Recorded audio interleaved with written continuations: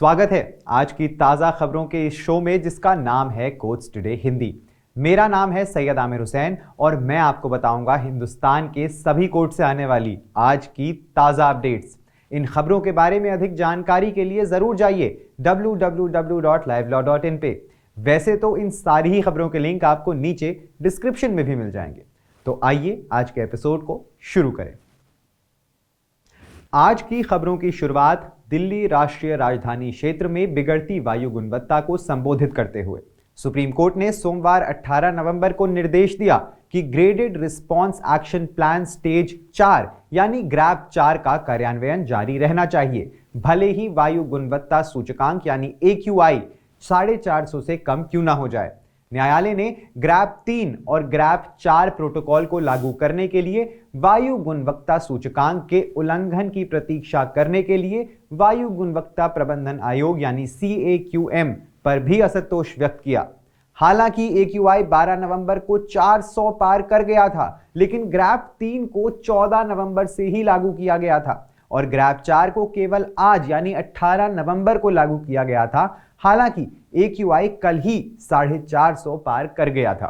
न्यायालय ने कहा कि उसके पिछले निर्देशों के अनुसार CAQM को हवा की गुणवत्ता खराब होने की प्रतीक्षा करने के बजाय निवारक उपाय करना चाहिए था। जस्टिस अभय एस ओक और जस्टिस ऑगस्टीन जॉर्ज मसी की बेंच ने इस मामले की सुनवाई की।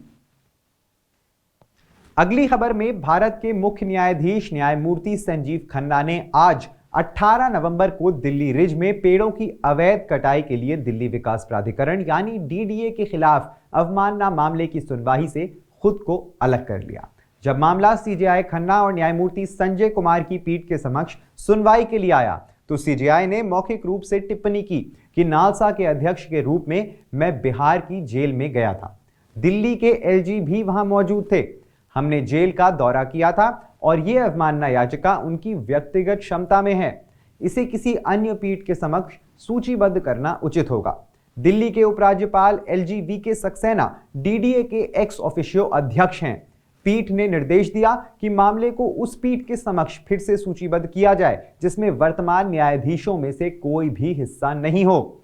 इससे पहले भारत के पूर्व मुख्य न्यायाधीश DY चंद्रचूड़, न्यायमूर्ति JB पारदिवाला और न्यायमूर्ति मनोज मिश्रा की पीठ अवमानना मामले की सुनवाई कर रही थी। आज की एक और महत्वपूर्ण खबर में दिल्ली उच्च न्यायालय बार एसोसिएशन में महिला वकीलों के लिए आरक्षण की मांग करने वाली याचिकाओं पर सुनवाई करते हुए सुप्रीम कोर्ट ने आज एसोसिएशन के वकील द्वारा अदालत की पीठों में महिलाओं के प्रतिनिधित्व के संबंध में की गई एक टिप्पणी पर गंभीर नाराजगी व्यक्त की। न्यायमूर्ति सूर्यकांत और न्यायमूर्ति उज्जवल भुयान पीठ का हिस्सा थे। उन्होंने टिप्पणी को खारिज करते हुए कहा कि यदि यह मीडिया के लिए और गैलरी में चलाने के लिए है तो वकील इसे 10 बार दोहराने के लिए स्वतंत्र हैं। हालांकि पीठ आगे किसी भी बात पर विचार नहीं करेगी और मामले में अगली दलीलें सुनेगी।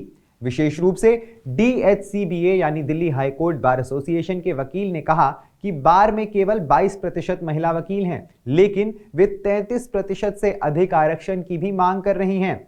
बार अपने दम पर 20% और उस संख्या के करीब का चुनाव कर रहा है। संक्षेप में न्यायालय ने पहले DHCBA से आगामी चुनावों में महिला वकीलों के लिए उपाध्यक्ष का पद आरक्षित करने पर विचार करने के लिए कहा था। पीठ ने इसे निराशाजनक पाया था कि क्योंकि वर्ष 1962 से बार की एक भी महिला अध्यक्ष नहीं बनी थी। मामले को 29 नवंबर तक के लिए स्थगित करते हुए पीठ ने कहा कि वो बड़े मुद्दे पर दलीलें सुनेगी और उसके बाद आदेश पारित करेगी।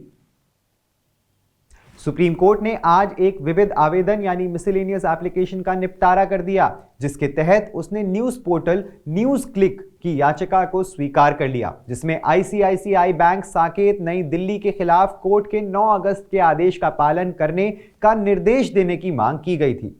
तत्काल विविध आवेदन में याचिकाकर्ताओं ने मुद्दा उठाया कि अदालत ने 9 अगस्त के आदेश के बाद उनके बैंक खातों को डीफ्रीज करना शुरू नहीं किया है, क्योंकि बैंक 15 दिसंबर 2023 को आयकर उपायुक्त के संचार पर भरोसा कर रहा है। 9 अगस्त के एक आदेश द्वारा न्यायालय ने न्यूज क्लिक द्वारा आयकर मांग पर रोक लगाने के लिए दायर याचिका का निपटारा कर दिया था और निर्देश दिया था कि आयकर अपीलीय न्यायाधिकरण यानी ITAT के समक्ष दायर अपील का निपटान लंबित रहने तक आगे भी रोक रहेगी। जस्टिस BV नागरत्ना और जस्टिस N कोटेश्वर सिंह की खंडपीठ ने आयकर मांग पर रोक को खारिज करने वाले दिल्ली उच्च न्यायालय के आदेश के खिलाफ न्यूज क्लिक द्वारा दायर SLP में यह आदेश पारित किया था। अब आते हैं आरजी कर स्वच्छ संज्ञान मामले में नेशनल टास्क फोर्स के सुझावों पे। NTF ने सुप्रीम कोर्ट में दायर अपनी रिपोर्ट में स्वास्थ्य पेशेवरों की सुरक्षा के लिए एक केंद्रीय कानून की आवश्यकता के खिलाफ राय दी है। NTF के अनुसार मौजूदा दंड कानून के प्रावधान चिकित्सा पेशेवरों के खिलाफ अपराधों से निपटने के लिए पर्याप्त हैं। NTF ने कहा कि विभिन्न राज्यों ने विशेष रूप से चिकित्सा प्रतिष्ठानों में हिंसा से निपटने के लिए कानून बनाए हैं। ऐसे कानून के अभाव में भारतीय न्याय संहिता के प्रावधान ऐसे अपराधों का समाधान कर सकते हैं। NTF रिपोर्ट में बताया गया है कि 24 राज्यों ने चिकित्सा पेशेवरों के खिलाफ अपराधों से निपटने के लिए विशेष कानून पारित किए हैं। भारत के सॉलिसिटर जनरल द्वारा तत्काल उल्लेख करने के बाद सुप्रीम कोर्ट उस आदेश को अपलोड नहीं करने पर सहमत हुआ जो उसने आज सुबह पारित किया था, जिसके अनुसार राष्ट्रपति से मौत की सजा पाए दोषी बलवंत सिंह रावजाना की दया याचिका पर 2 सप्ताह के भीतर निर्णय लेने का अनुरोध किया गया था। न्यायमूर्ति BR गवई, न्यायमूर्ति प्रशांत कुमार मिश्रा और न्यायमूर्ति KV विश्वनाथन की विशेष पीठ ने आज सुबह खुली अदालत में यह आदेश सुनाया था। तब सॉलिसिटर जनरल तुषार मेहता वहां मौजूद नहीं थे। बलवंत सिंह, जिन्हें 1995 में पंजाब के तत्कालीन मुख्यमंत्री बेअंत सिंह की हत्या के लिए मौत की सजा सुनाई गई थी, उन्होंने अपनी दया याचिका पर निर्णय लेने में अत्यधिक देरी का हवाला देते हुए रिहाई की मांग करते हुए सुप्रीम कोर्ट में एक रिट याचिका दायर की है।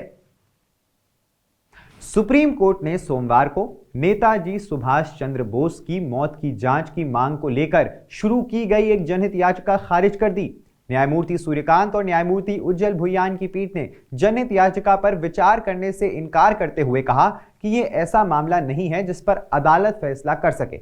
याचिकाकर्ता, जो व्यक्तिगत रूप से उपस्थित थे, ने प्रस्तुत किया कि नेताजी सुभाष चंद्र बोस की मृत्यु अभी तक एक रहस्य बनी हुई है और उनके लापता होने पर कोई निर्णायक परिणाम नहीं निकला है, क्योंकि विभिन्न जांच आयोगों ने अलग अलग रिपोर्टें दी हैं। अंततः पीठ ने याचिका पर विचार करने से इनकार कर दिया।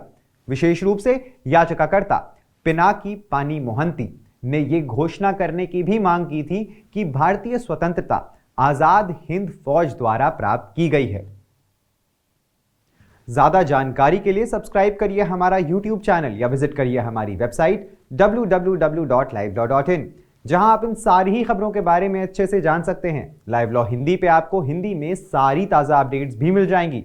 अगर आपको ये वीडियो पसंद आया है तो इसे लाइक करिए और कमेंट करिए अपने व्यूज। हमें YouTube पर सपोर्ट करने के लिए हमारे चैनल को ज्वाइन करिए एज अ मेंबर और सिर्फ 89 रुपए प्रति माह में आप हमें सपोर्ट करके लीगल जर्नलिज्म को प्रमोट कर सकते हैं। धन्यवाद।